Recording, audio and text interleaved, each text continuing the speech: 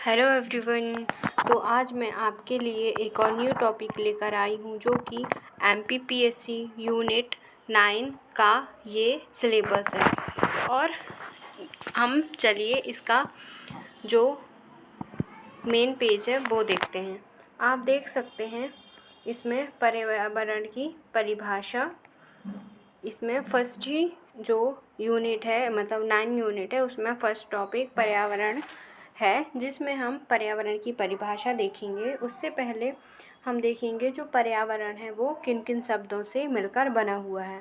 तो आप देख सकते हैं जो पर्यावरण है वो परि धन आवरण से मिलकर बना हुआ है। परि मतलब कि कोई भी ये चीज़ है उसके ये, और आवरण मतलब इसके चारों ओर।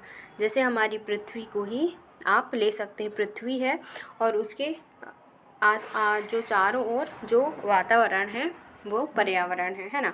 वो एक प्रकार से आवरण है, वही पर्यावरण है। तो परिधन आवरण से मिलकर पर्यावरण बना है। तो हम नेक्स्ट देखेंगे पर्यावरण चारों ओर से घिरा हुआ एक आवरण है और समस्त जीव जैविक घटक और अजैविक घटक से घिरा हुआ रहता है। और फिर हम देखेंगे समान परिभाषा। समान परिभाषा पर्यावरण समस्त जीवधारुओं को चारों ओर से घेरे हुए जैविक और अजैविक पदार्थ एवं उनके साथ अंतः क्रिया को सम्मिलित करता है।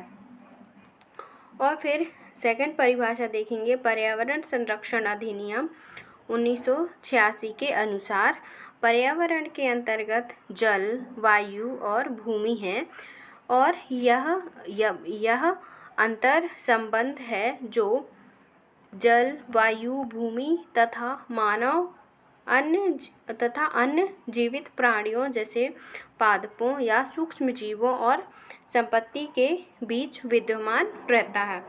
फिर हम बोरिंग के अनुसार देखेंगे परिभाषा। ये जो बोरिंग के अनुसार है ये मोस्ट इम्पॉर्टेंट टॉपिक इन्होंने मतलब इनके जो परिभाषा है वो एग्ज़ाम में पूछता ही रहता है। तो किसी व्यक्ति का पर्यावरण उसकी जन्म से लेकर मृत्यु तक प्राप्त होने वाले संपूर्ण उद्दीपन का योग होता है, ऐसा बोरिंग ने कहा है। और फिर पर्यावरण के आयाम देखेंगे कि पर्यावरण के आयाम कौन कौन से हैं। फर्स्ट है भौतिक, बौद्धिक, मानसिक, आर्थिक, राजनैतिक, सांस्कृतिक, सामाजिक, नैतिक तथा भावनात्मक। ये पर्यावरण के आयाम हैं। फिर नेक्स्ट परिभाषा देखेंगे डगलस तथा हॉलैंड के अनुसार। तो डगलस तथा हॉलैंड के अनुसार देखेंगे, ये भी मोस्ट इम्पॉर्टेंट परिभाषा डेफिनेशन है जो कि क्वेश्चन में पूछा ही जाता है। पर्यावरण का अर्थ इन्होंने बताया है सभी स्थितियों और कारक जो जीवन, प्रकृति, व्यवहार और जीवित जीवों की वृद्धि, विकास और परिपक्वता को प्रभावित करती है। तो यहाँ पे हम देखेंगे पर्यावरण कारकों का योग जीवन, प्रकृति, व्यवहार तथा जीवों के विकास व वृद्धि को प्रभावित करती है ना। फिर हम देखेंगे नेक्स्ट परिभाषा जो कि CC पाई के अनुसार है। इन्होंने बोला है मनुष्य एक विशेष समय पर जिन संपूर्ण परिस्थितियों से घिरा हुआ है उसे ही पर्यावरण कहते हैं। मतलब मनुष्य किसी भी समय पे किसी भी जो परेशानी या परिस्थिति है उसे घिरा हुआ है, उसे एक प्रकार से इन्होंने पर्यावरण की संज्ञा दी है। फिर हम नेक्स्ट देखेंगे जो कि टोसले ने दिया है, ये भी मोस्ट इम्पॉर्टेंट है इनका जो डेफिनेशन, तो वो हम देखते हैं। प्रभावकारी दशाओं का वह संपूर्ण योग जिसमें जीव रहते हैं वो पर्यावरण कहलाता है।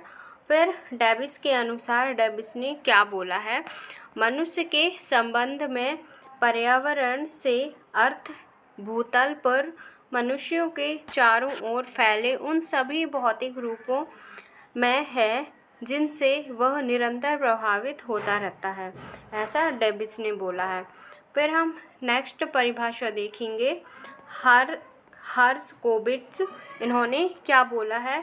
इन्होंने बोला है पर्यावरण समस्त परिस्थितियों और उनका जीवधारियों पर पड़ने वाला प्रभाव है जो जीव जगत के विकास चक्र का नियामक है। इंग्लिश में हम देखेंगे the environment is all the conditions and its effect on the living beings which is the regulator of the development cycle of the organism. ये इन्होंने हर्शकोविट्ज़ ने बोला है, जो कि ये भी इनका जो डेफिनेशन है ये भी मोस्ट इम्पॉर्टेंट है, तो आप ज़रूर नोट कर लें। और मैं आपसे रिक्वेस्ट करना चाहती हूँ कि आप मेरे चैनल को लाइक एंड सब्सक्राइब ज़रूर करें ताकि इस तरह की वीडियोज़ मुझे बनाने की प्रेरणा मिलें और आप तक जल्दी से जल्दी पहुँच सकें।